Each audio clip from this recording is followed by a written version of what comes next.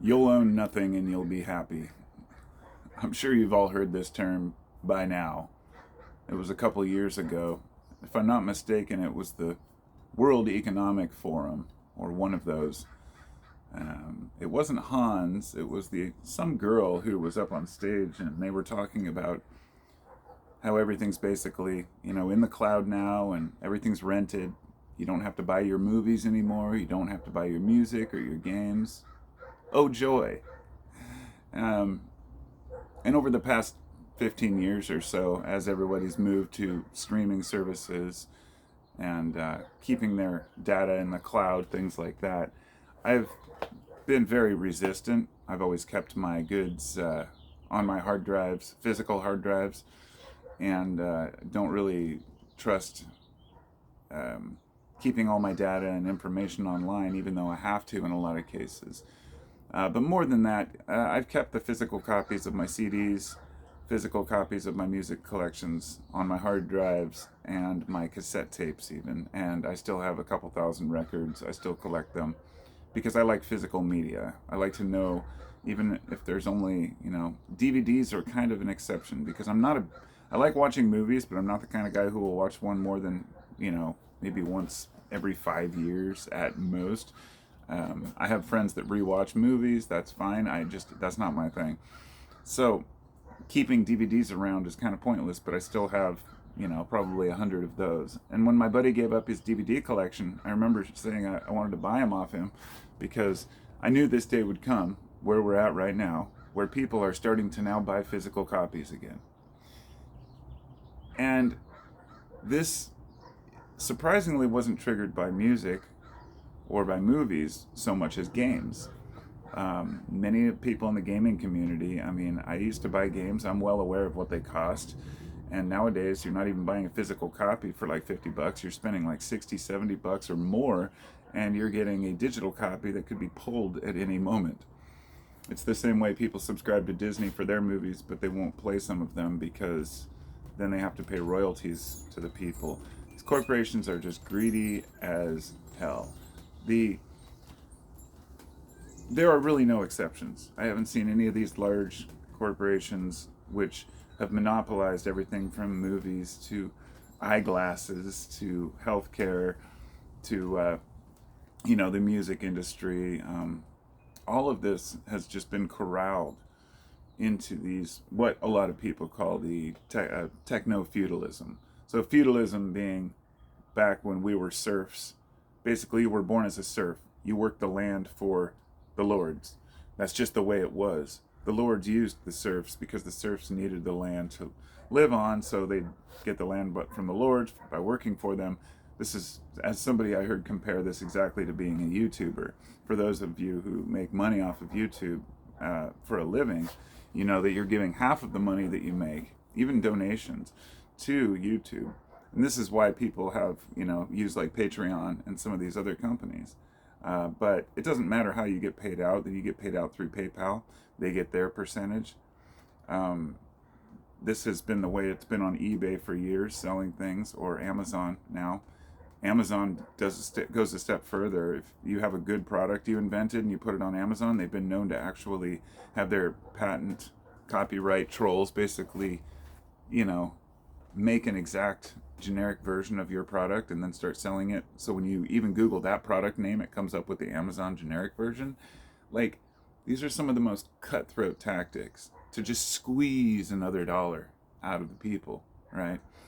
And this is how rich get richer. This isn't a surprise. This shouldn't come as a surprise.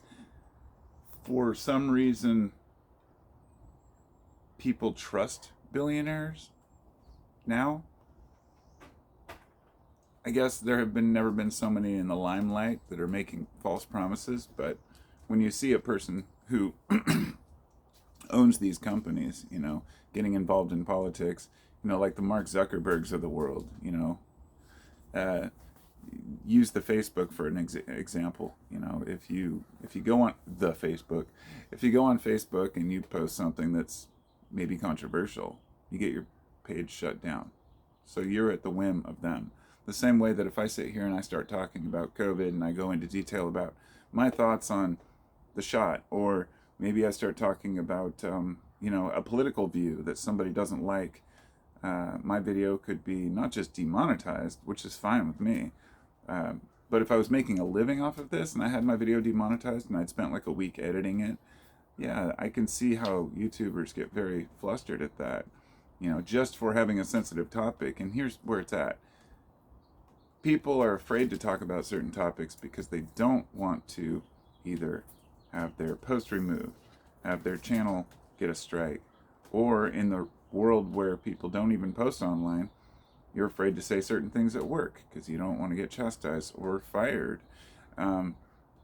It's this, thinking about this the other day, this idea that we have free speech, and we do, but every one of us censors in certain circumstances. Self-censors in certain circumstances. There's a tongue twister.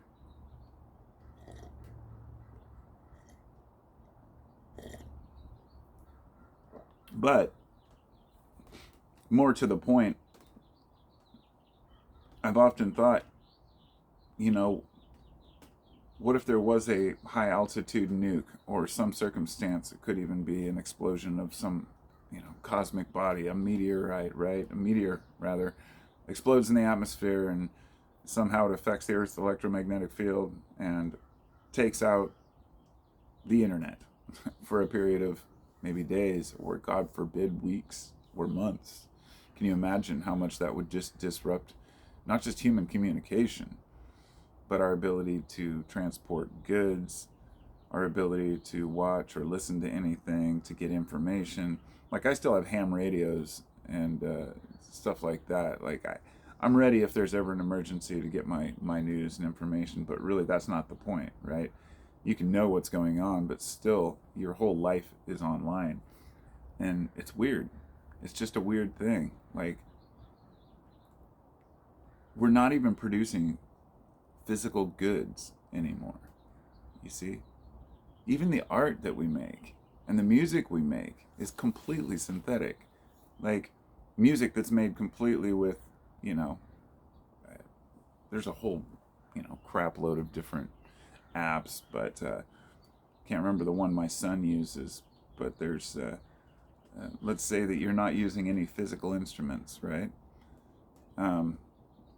If something goes wrong with the computer, you've lost everything. You don't have any musical instrument that you really can play. You see what I mean? That's okay as long as the computer continues to work. But I feel it's the same way with, like, art, and it was weird enough growing up through Microsoft, watching people use their Microsoft Paint to do art, and that became, its own kind of genre for a while, and then digital art became more acceptable over the years. But then something happened overnight, and now it's all just a bunch of AI generated garbage flooding the market. It's weird time to be alive. But not only are we keeping everything in the digital space, we're creating synthetic versions of reality within it. It's a never-ending fascination to me, just watching humans, do what we do, and being one of us, being one of them. So, I guess that's my sign. I hear some sirens starting up. Peace and love. I'm gonna head out now, and I'll talk to you next time. Just wanted to get out some thoughts about the weird digital world that we live in.